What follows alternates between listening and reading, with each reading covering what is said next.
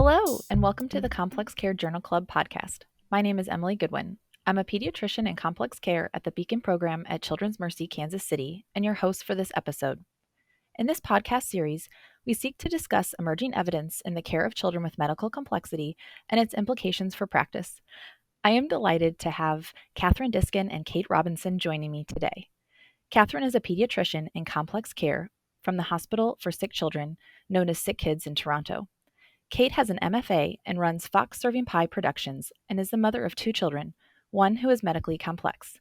Catherine and Kate are the lead authors of the article Family Partnership in Continuing Medical Education, a Collaborative Experience, published online in Pediatrics in May 2023.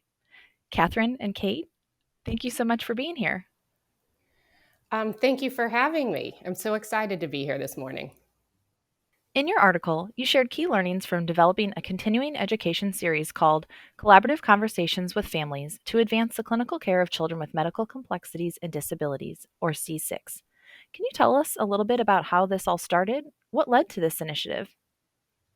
This is Catherine speaking. Like Emily mentioned at the outset, I'm a pediatrician in sick kids. And a couple of years ago, myself and some of my colleagues at sick kids and across North America, we undertook a study to try and understand, if we were to do research or when we're to do research focused on children with medical complexity, including those with neurological impairment, what should be our priorities? And we were able to, by consensus involving families and clinicians, come up with what those topics should be. And then from there, we had a conversation amongst ourselves with shout outs to Rishi Agarwal in Chicago and A.L. Cohen here in Toronto, saying what should be our next steps? Where should we go next? And there was kind of 2 points. One was there needed to be a conversation about these topics within the complex care community. And the second is that we needed to do better than we had done previously in terms of family engagement. And so we had this kind of seed of an idea that we would undertake a seminar series. We went looking to family voices and family leaders within family voices, which is where Kate comes in saying we have this idea that we want to have a space for conversations around top topics for children with medical complexity and their families. And we want to hear what you have to say. And are you interested in working with us? We learned as investigators the value that families bring. So, for example, child mental health and behavior as topics for future research were only mentioned by families. Yet, everyone, clinicians and families, prioritize these as areas in need of research. And so we realized that we could do better, and that hopefully by doing better, our conversation space would be better informed for everyone. And so then we went ahead and organized the seminar series, which sounds like it was no big deal, but actually took a huge amount of deliberate thought and planning. But I think throughout, we really saw how important that perspective of the families of CMC is, particularly because families of CMC are so clinically involved. I think you'd be hard pressed to find family caregivers who aren't actually doing clinical care in the home 24 hours a day, 7 days a week for their kids who are medically complex. And so, because the population is unique in that way, because we are so incredibly involved in actually providing care for our children, I think that the partnership between clinicians and families and this kind of collaborative conversation and solving problems together becomes so much more critical. So, you mentioned that it sounds simple, but it's definitely not as simple as it may sound. What opportunities or challenges did you identify while developing this series? I think that Kate, myself, Cara Coleman, Ayal, Rishi all had conversations around what this would look like, and then together applied for grant funding, which we were successful from Lucille Packard, and we're very grateful for that. We tried very hard to build in that co-design, not just ultimate delivery, but actually wanted Kate and Cara to be involved in the meat of it. As clinicians, we're really good at going into meetings and having an idea of what would come out at the end of the meeting and where we would be. And oftentimes with Kate and Cara, we would land somewhere better, but somewhere different than where we started. Kate spoke about us having honest conversations about what this would look like. How do you partner? Just to give concrete examples, we were talking about what would the seminars themselves look like? How would you involve families? Where would families be in the seminars? And then there were other very honest conversations. Okay, you're involving families in seminars. How much do they have to prepare? What does that look like? And if you're preparing families for partnership, you also have to prepare clinicians, which was kind of a new thing to many of us. We kind of presumed that we already had the skills, which actually isn't true. We had to meet for very structured, very focused meetings. We had to meet regularly with purpose. From the clinician perspective, that was probably one of the early learnings that shaped where we went. Yeah, because I really have to give Catherine credit and Eyal and Rishi for the iteration that you engaged in with us throughout. Because I think at the very beginning, there was a sense that we would do kind of something rather typical where we would have families come in, tell a little story, and then have the didactic portion delivered by clinicians, and then unite them on a panel to collaborate in a conversation with participants online. But I think that the tricky thing was in the beginning really sort of trying to figure out, no, how do we incorporate families in a little bit of a different way, in a way that honors what I was talking about before, just that clinical piece that when we talk about things like irritability and pain or feeding intolerance, mental health, that families are coming at it not just with a story, but with their own clinical experience of what works or didn't work, and actually a perspective on some of the research sometimes. So we would do those pre-meetings with clinicians and the family members. And sometimes, if we could actually get the information that the clinicians were excited to share and deliver in the hands of the family members ahead of time so that they would have a little bit of perspective. And we found those intersections between the real experiences that the families felt were important and pivotal and that the clinicians were excited about or intersected with their research. And then we really kind of focused there. So in that way, as the series evolved, it became actually much more collaborative. I heard from both of you that the previous conception of involving patients and families, that a lot of clinician educators recognize the value of lived experience, but I find that often clinician educators get little guidance in how to support families when inviting them, especially if they're sharing a story that may have been traumatic. I wonder if you could share a little bit about how individuals presenting or participating had access to supports if needed. I will say this is a great opportunity to give a shout out to the Center for Resiliency. They provide an enormous amount of resource to clinicians. They also provide those courses for parents and families. And they do a great job focusing on families of kids with chronic disease. Family Voices is also another resource that we shared as well, familyvoices.org, for families to be able to get support. I think we also built in a scaffold. So, for example, when families were identified as family leaders, and the family leader title was chosen by families who felt it reflected their experience beyond caregiving. But from identification, they received one to one sessions with Kate and Cara in preparation for the session. So, what does the session look like? Who's the audience? Shaping stories. Then there was also two pre-meets. So one was about a month out with all of the presenters, so clinicians and families met. The purpose of that meeting was to flatten known hierarchies and to introduce people to each other, and also to facilitate easier conversation. It's hard to email back and forth with people that you have never met. And we found that that kind of personal, even if virtual, connection between family leaders and clinicians was really important. And oftentimes, then by the time the final run through meeting, the stories from family leaders and clinicians dovetailed together. There was an immediate debrief with all presenters after each session. How did that go? How did you feel? And some of the technical pieces. And then Kate and Cara were also available for debriefs remote from the event for family leaders. One of the things we underestimated was the amount of time for preparation for family leaders in preparation for storytelling, recognizing that coming in and telling your story, but actually preparing your story to match with learning objectives for a session, being prepared for the audience. And the audience tended to be established professionals for the most part.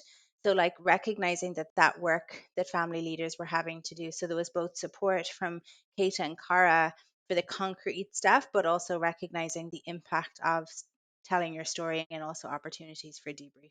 So, I think, Kate, we reckoned about 6 hours of preparation.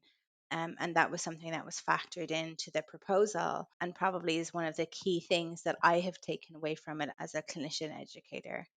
Yeah, because I think that that may have been sufficient if it were come in and tell a story for a few minutes of, some story, and then we're going to do the didactic portion. I think where we got into the time crunch was not so much preparing family leaders, but preparing family leaders in collaboration with the clinicians, and frankly, preparing the clinicians to think collaboratively or consider this experience that, was being shared by the family member and how it applies to the research.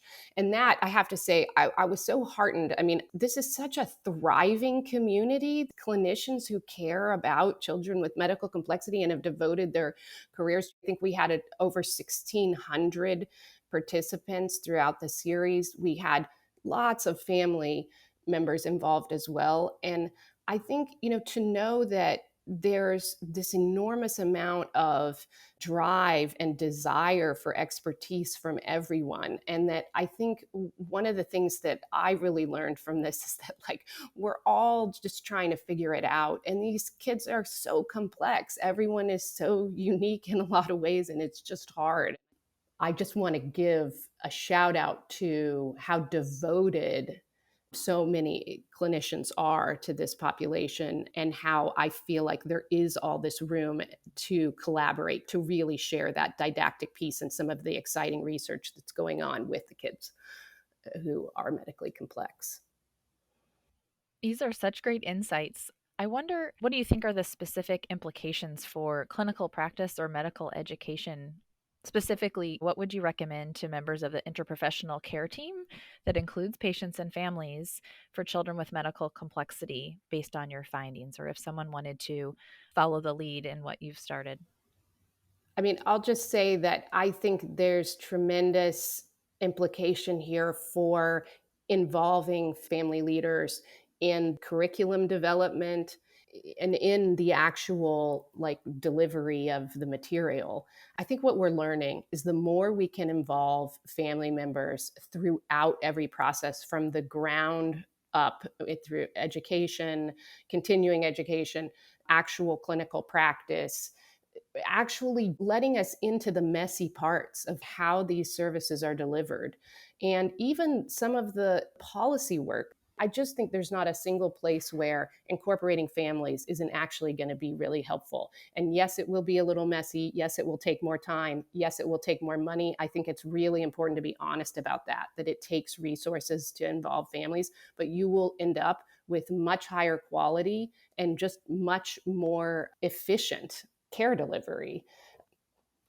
I always think Kate has a wonderful sense of the bigger picture. And then my perspective is, what can I do in my postage stamp in Toronto? And how can we take what we've learned from C6? And it's been over 2 years since we started C6 and spent much of the last year reflecting on it leading up to the publication. I think things that we've done is that, family involvement and family partnership, we're deliberately, and I use the word deliberately kind of carefully in terms of transformational learning experiences, for that being much more deliberate in how you involve families, the preparation that is needed on the part of families, patients, and clinicians to try and make sure that the learning experience is what you want it to be. I think we have to be thoughtful about how we make sure that we have representation of the families we care for in how we educate ourselves and our clinicians.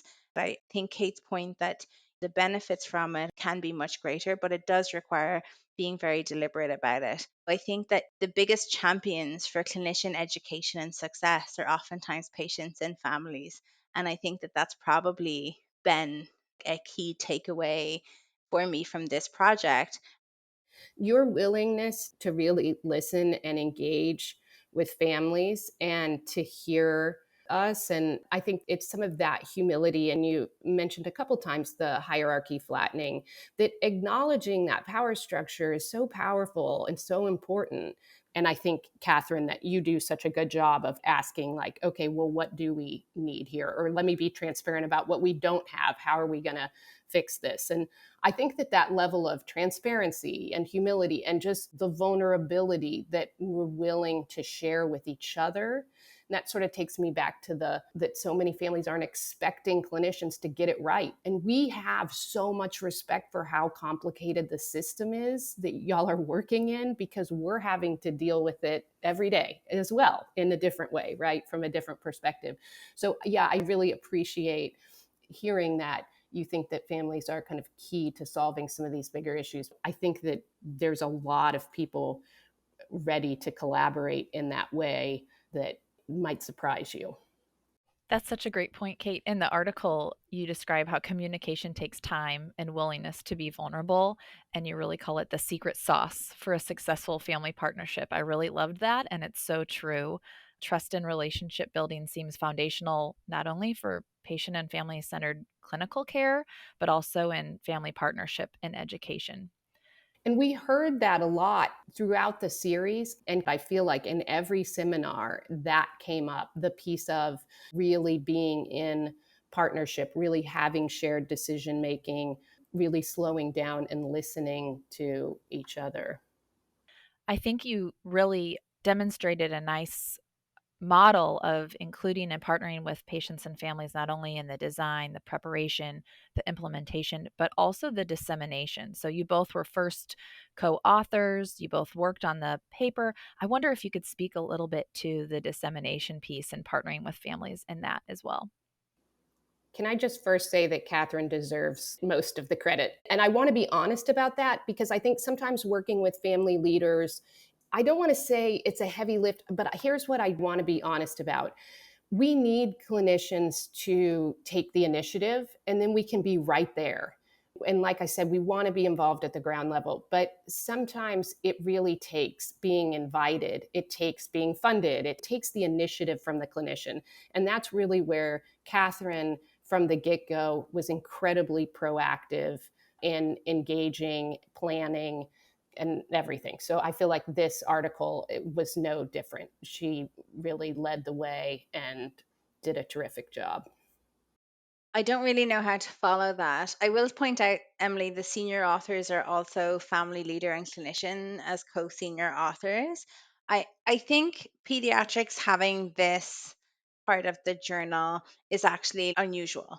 I think that articles like ours can have a home to disseminate experience and knowledge and learnings from an experience is really important. And I think pediatrics giving us that home and giving us that opportunity where you seem to have a natural fit between what you're trying to say and where it lives is really important. In pediatrics, as a profession, as a specialty, family engagement and family partnership is something that we aspire to do in our day to day clinical lives. But where does that live in our professional and academic lives? And maybe that is a conversation for a different day. But in terms of the manuscript coming together, I think the overwhelming feeling was the end of June 2022 when we did it was, wow, we've done it. We were so delighted with ourselves and relieved that we'd done it. It was kind of like finishing something big. And AL and I, over our cups of coffee in Toronto or wherever, we're like, actually, what did you think of this? And what did you learn? And one of those, as a novice or an early career researcher, finishing out what you do and transforming it into academic work is one of the ways work is valued. So actually, like with AL's encouragement, we did it. And so I think that there's probably lessons. And in terms of writing it up with Kate, I think not aiming for perfection, but actually like collaborating and getting something on the paper was the biggest hurdle, because then it just knitted together quite well. The other piece was that the conversations about authorship had to take place before almost a word went on the paper. So I think that authorship conversations and who's responsible for what and who's doing what are oftentimes hidden and maybe not transparent. And they weren't awkward. you have to have conversations about authorship. You're writing a paper. Yes, that's so helpful. What do you both think are the important next steps from your work or lessons that other researchers should take on this field? My answer is kind of twofold. I think going back to the initial aim of this research, of this seminar series, was to start a conversation in research. I think many of us clinicians, and Kate will speak to families, feel like there's a need for more research that's relevant in the clinic room. And I think that we can, like, for example, work on what is irritability. When Emily, you and I speak about irritability, are we talking about the same thing? And then when we start designing studies for exploring irritability, what actually matters to families, what will make a difference? So I feel like I'm hoping that we'll see clinically applied research within the field in the coming years. I think that would be incredibly exciting for us. In terms of my other hat as a clinician, teacher, educator, I'm hoping that I will learn to continue to be deliberate and kind of look at having opportunities to involve families in meaningful ways. Catherine mentioned we are so grateful for the funding from the Lucille Packard Foundation for Children's Health for this work. I would love to see other foundations step up and really show that they value family partnership in this way as well. Because as we mentioned, it does take a resource to partner with families in this way. One of the things I really get concerned about too is I feel like we're all subject to these metrics that insurance companies have come up with or that are suitable for government. And there's all this wanting to understand readmission for these kids and this kind of thing. And I think we now see in research that readmission is just contingent upon how sick that child is. We're not going to get over the readmission problem with CMC. If the child is really sick, we're getting readmitted. That's what's happening. Can we move on to something a little more applicable to what we're actually trying to do in terms of advancing care for CMC?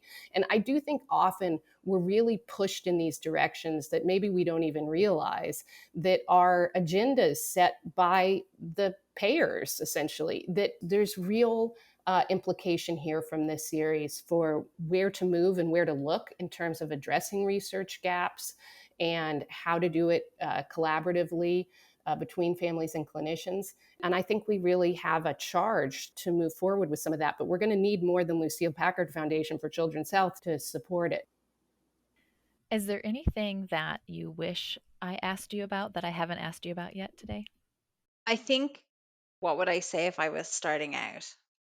What advice would I have to someone who came into my office today who's thinking of working with a family, and what would I tell them? I think I'd say go for it, and you will learn. But what I didn't share was that in the research that I did, it took us about a year of figuring out how to have families involved, how to navigate it. We were wary of it, we were worried about it. How would we do it? And I think that go for it, it's needed, and you will learn, is probably the advice that I would have liked, a few years ago. I'm so glad that you said that, Catherine, because I think it's just like, let it be messy, be as transparent as you can, and bring families in. And we just have to trust each other. And I think being invited in that way is really helpful for families because we are in the grind 24 hours a day, 7 days a week with our kids. So we're so happy to be asked for like a perspective out of it, or how do we, can you help us solve this? I mean, we are really in this together.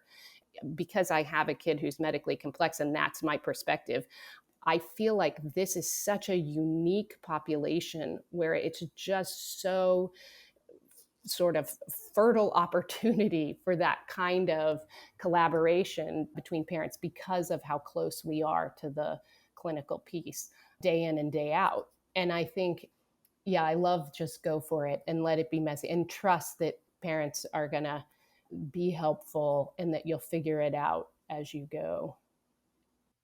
Thank you so much for your time, Catherine and Kate, and thank you to you and your team for advancing the field of complex care. Thanks for listening to the Complex Care Journal Club podcast. We aim to highlight research that has the potential to be practice changing, that values patient and family engagement, and is relevant across disciplines and diagnoses and uses high quality or novel research methods.